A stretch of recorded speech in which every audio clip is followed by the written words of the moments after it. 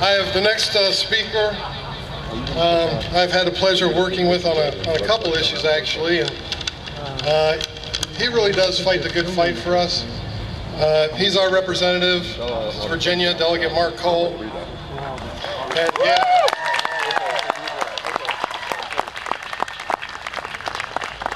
he is always floating some great bills up there, and unfortunately a lot of them get stopped, but many of them do not. And he's always fighting a good fight, and he's offered to work with us. One of the jobs I'm going to take on for this year is Jamie's still here. I'm going to try and take on a job of drafting some education reform legislation for the state of Virginia for legislature next year. And Delegate Cole's agreed to help me work on that, and he's actually worked on several pieces in the past as well. And he's just a great guy, and we're always glad to have him as a speaker. So please welcome Mark Cole.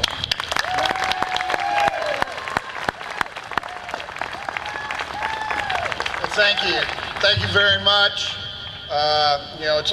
Bob Marshall is always a tough act to follow. I'm not a great speaker. I used to joke that I'm a graduate of the Bob Newhart School of Dynamic Speaking. So just bear with me. This whole Tea Party movement gives me hope for the future.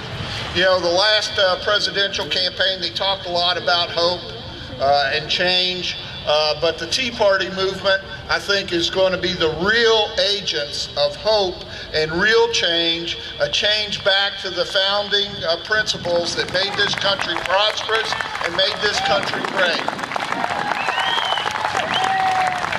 And despite what how the other side tries to portray you, this is really a leaderless movement.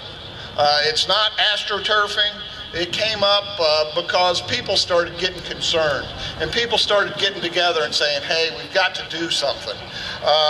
Washington is simply out of control.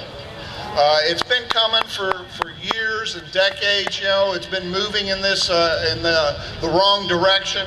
But the last couple of years, they have gone from a jog in the wrong direction to an all-out sprint. And it's time for us to stand up and say, no, enough is enough. Not only are we going to stop you, but we're going to start going in the other direction.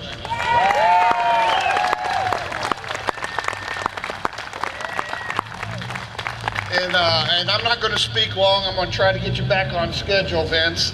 I just want to give you some practical ideas that we need to start doing and executing. First, this coming November, we need to make sure that everybody gets out and votes. Everybody gets registered beforehand. In Virginia, you have to be registered 30 days before the election in order to vote in it. And it's real easy to get registered. You can get registered at DMV, or you can go to the registrar's office in your county or your city.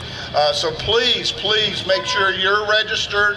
Make sure your friends and neighbors are registered, and then make sure you get out and vote this November. We need to do whatever we can to make sure that everybody who voted for this monstrosity, this government health care takeover, is defeated this November.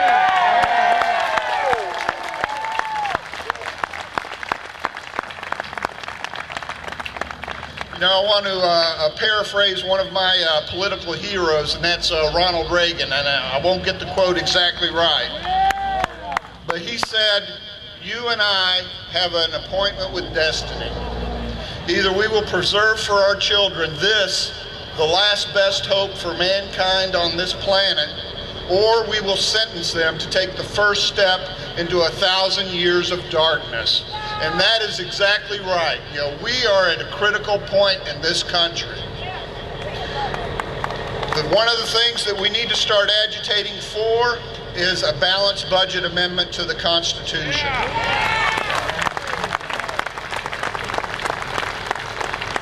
We do it every year in Virginia. We balance our budget. Every year, the Stafford County Board of Supervisors, they balance their budget. There's no reason they can't do that in Washington.